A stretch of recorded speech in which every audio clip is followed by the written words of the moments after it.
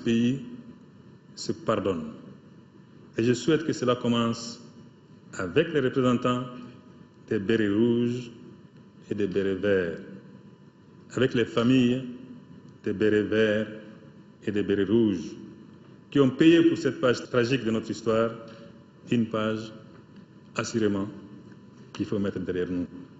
Le professeur Diongounda Traoré a également salué les sacrifices que les soldats maliens, tchadiens, africains et français ont consentis en écrivant avec leur sang une page de l'histoire de notre pays.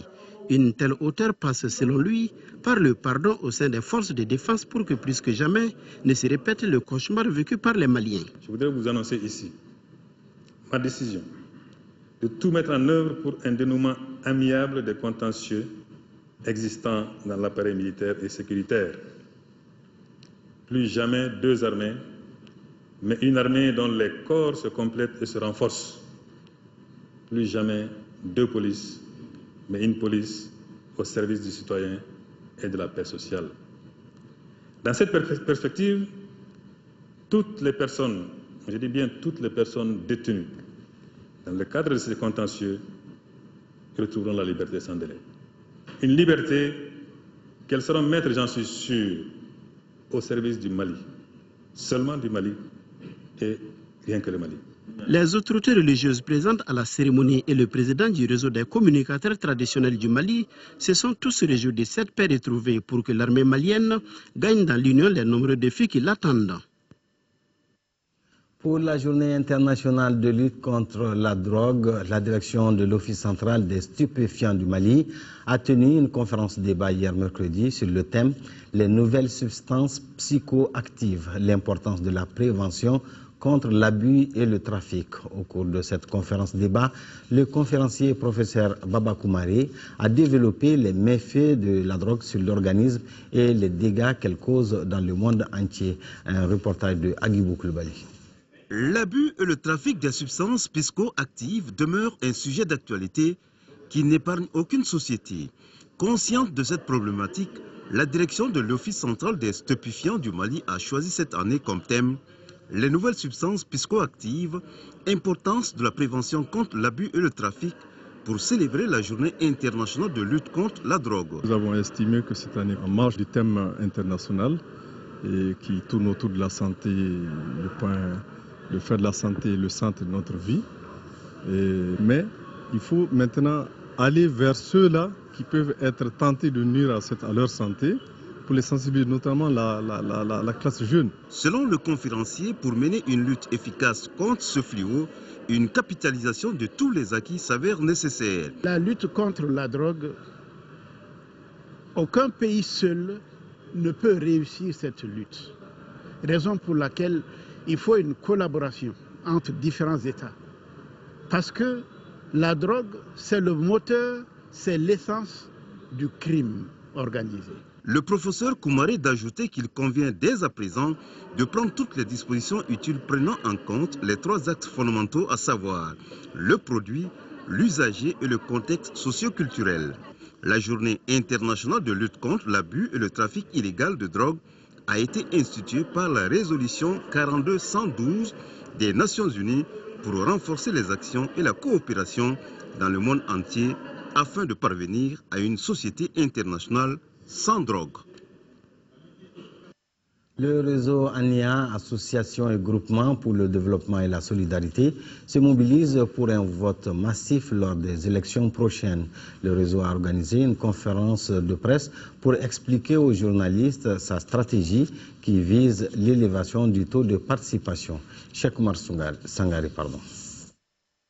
Contribuer à élever le taux de participation aux élections présidentielles du mois prochain, c'est à cela que s'attelle le réseau ANIA, Association et Groupement pour le développement et la solidarité. Le réseau compte sur les médias pour relever ces défis, d'où la tenue de cette conférence de presse. Nous pensons que, quel que soit le candidat, il est nécessaire et important que les Maliens, n'est-ce pas, aillent voter de façon massive.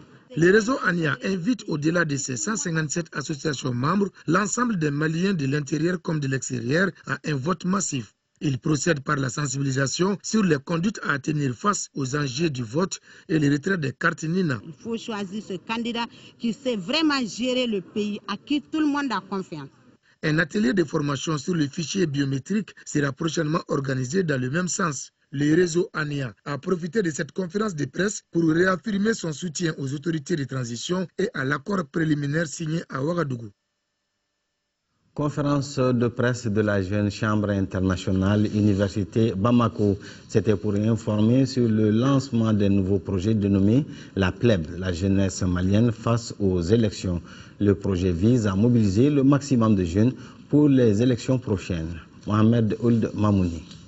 Le projet appelé la PLEB, la jeunesse malienne face aux élections de la Jeune Chambre internationale Université Bamako, a pour but d'offrir aux jeunes une tribune pour discuter de leur avenir et de les amener à prendre conscience des enjeux des échéances électorales prochaines. Les élections présidentielles, c'est un tournant pour nous. Cette année, suite aux différentes activités qui se sont déroulées précédemment, nous pensons que si nous nous mettons ensemble, nous allons vers le choix d'un bon candidat, le Mali va en premier en bénéficier. Par ce projet, la JCI Université Bamako entend mobiliser les jeunes pour atteindre un meilleur taux de participation des jeunes à l'élection présidentielle du 28 juillet prochain. C'est pourquoi elle prévoit la formation de 200 jeunes. À travers ce projet, nous visons former les jeunes maliens à comment voter, les différentes conditions à remplir pour pouvoir voter et à comment faire le choix d'un bon candidat. Comment ils doivent aller à s'intéresser au programme du dit candidat.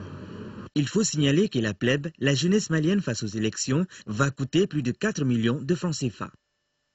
Les élèves de 5e et 6e année de l'école des Angélos de Bamako ont rendu visite jeudi dernier aux élèves du premier cycle de Massako dans la commune de Wélé-Sébougou.